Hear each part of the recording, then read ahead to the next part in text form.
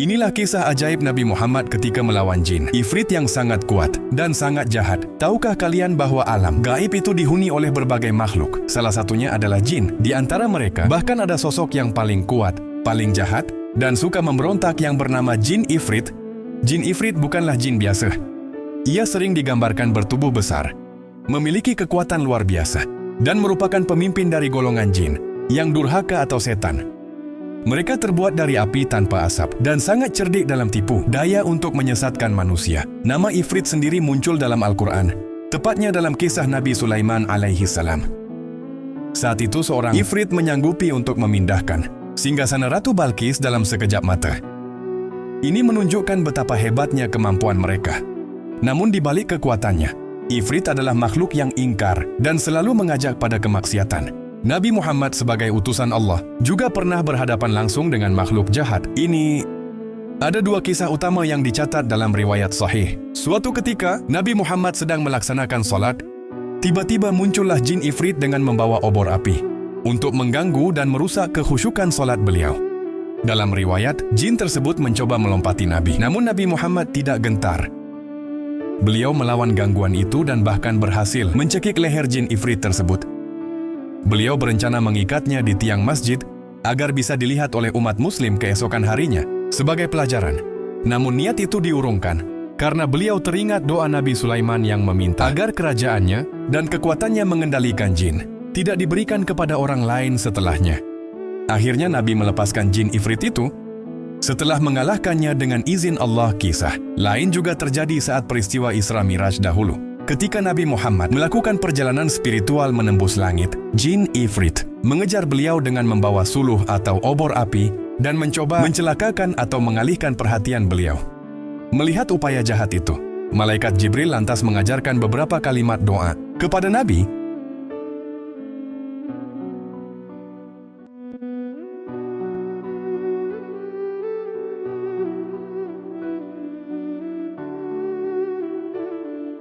Setelah Nabi membacakan doa tersebut,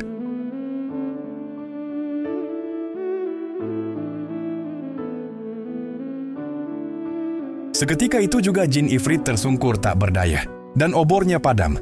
Kisah-kisah ini mengajarkan kepada kita bahwa meskipun jin ifrit sangat kuat dan jahat, kekuatannya tidak ada apa-apanya di hadapan kekuasaan Allah Subhanahu wa Ta'ala. Nabi Muhammad mengalahkan kejahatan ifrit bukan dengan kekuatan fisik semata, melainkan dengan kekuatan spiritual, doa dan perlindungan dari Allah. Ini menjadi pengingat bagi kita bahwa gangguan setan dan jin bisa datang kapan saja, bahkan saat kita beribadah. Senjata paling ampuh untuk melawannya adalah dengan memohon perlindungan kepada Allah, berpegang teguh pada ajarannya, dan membaca doa-doa yang diajarkan oleh Rasulullah. Tahukah kalian kenapa Allah Subhanahu wa Ta'ala menciptakan unta dengan bentuk fisik yang unik dan penuh keajaiban? Keajaiban penciptaan unta ternyata telah diabadikan dalam kitab suci Al-Quran. Dalam Islam, unta bukan sekedar binatang biasa. Ia adalah salah satu tanda kebesaran Allah Subhanahu wa Ta'ala yang termaktub dalam kitab suci Al-Quran. Allah Subhanahu wa Ta'ala berfirman, "Maka apakah mereka tidak memperhatikan unta? Bagaimana dia diciptakan?" Quran Surat Al-Ghasiyah ayat 17.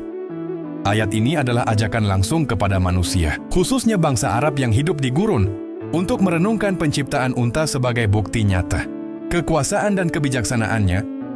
Unta disebutkan bersama dengan langit, gunung, dan bumi, karena keempat hal ini adalah elemen-elemen yang paling sering mereka lihat dalam perjalanan hidup nomaden mereka. Tujuannya adalah agar manusia mengambil pelajaran atau tadabur, dan semakin yakin akan eksistensi Sang Pencipta. Unta dirancang secara sempurna untuk bertahan hidup di lingkungan gurun yang ekstrim, menunjukkan desain yang luar biasa, rumit dan indah dari Allah. Unta juga sering dijuluki kapal gurun. Memiliki adaptasi fisik yang menakjubkan, yang memungkinkannya bertahan di kondisi paling keras dan ekstrem di bumi. Allah Subhanahu wa Ta'ala telah menganugerahi banyak sekali kelebihan pada unta, di mana unta dapat bertahan berminggu-minggu tanpa minum dan makan. Mereka bisa minum hingga 200 sel air dalam waktu singkat.